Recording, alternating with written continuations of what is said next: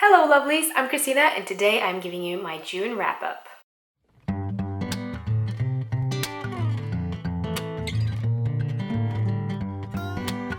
So for the month of June, you know that there was a readathon. I did a TBR for Readarama Readathon and I failed epically. Yeah. Of all I had on my TBR for that readathon, I read the total of one book. Let's just get into the wrap-up. The first book I finished in June was one that I listened to on Audible, and that was Joe Hill's latest release, The Fireman. The Fireman is a story set in the future where there is a worldwide pandemic making people spontaneously combust. They called this pandemic the dragon scale because you get dragon scale looking marks across your skin. And the story follows mainly Harper, who is a nurse. She treats hundreds and hundreds of dragon scale infected patients while she works at the hospital, but she's very careful about wearing the suits and everything. But she does get infected, and when she finds out that she is infected by the dragon scale, she also finds out that she is pregnant. She and her husband had this deal that if one of them found out that they were infected, they would split apart and find out if they were both infected. If they were, they would take their lives together because they would want to choose how they go instead of suddenly spontaneously combust. But when Harper finds out that she's pregnant, she decides that she wants to live. Jacob and her doesn't really agree on this. They have, well, an argument. It would be the understatement of a lifetime, probably. She then finds herself alone, but not as alone as it seems. Suddenly, the man that is called the Fireman shows up. She had met him before at the hospital while treating a boy. She saved this boy's life. Now, he has come back to save her life. So he takes her to a gathering of people that lives in secret somewhere at some camp, and it is the story of her trying to fit into this made-up society of believers of the fire or of the dragon scale. They have somehow found a way to control it, but in any case, you know how it is when people start making new societies. There is a war of power, and there's a lot of drama and a lot of interesting characters throughout this story.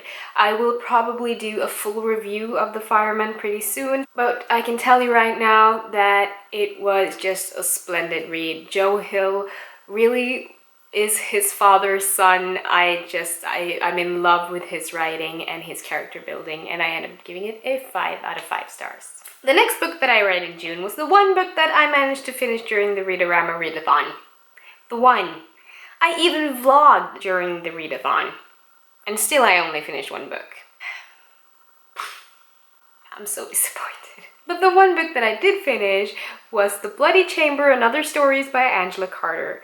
This is also one of the books that I'm reading for my Exploring Eroticas, and I've already filmed my second episode of that, so that will be up pretty soon, where I talk more in depth about this book. But it is sort of fairy tale, I wouldn't say retelling. There are more grotesque and sensual, sexually based fairy tales than anything else. So a paranormal kind of book, and that's all I'm gonna say about it. This didn't really fit my taste as much, didn't grab me. I thought the writing was really beautiful, but the stories didn't catch me as much as I wanted them to, so I ended up giving it a 3.5 out of 5 stars. The two next books that I read are books that I don't have with me at the moment because I love them so much that I was lucky enough to borrow them from a very good friend of mine, and I love them so much that I wanted to send them off with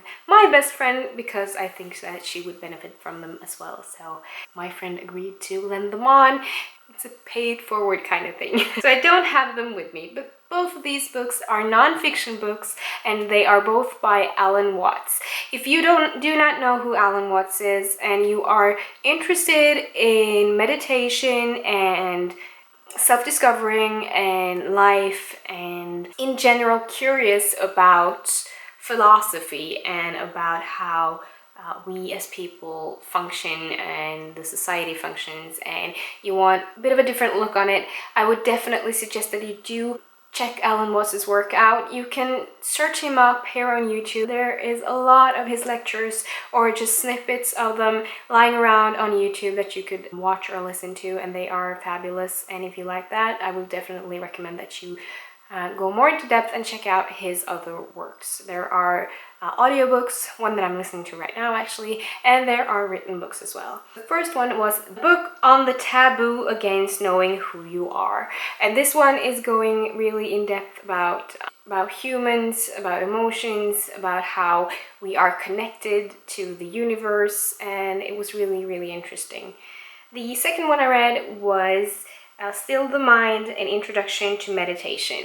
And I'm guessing I don't have to elaborate that much about what this book is about, but it was really interesting and I learned a lot from it. And Alan Watts is just an amazing philosopher, and I ended up giving both of the books 5 out of 5 stars. Now the next book that I read is one that I've already posted my review on, and I will link that down below and in a card so you can go check that out if you want to. That was The Vegetarian by Han Kang.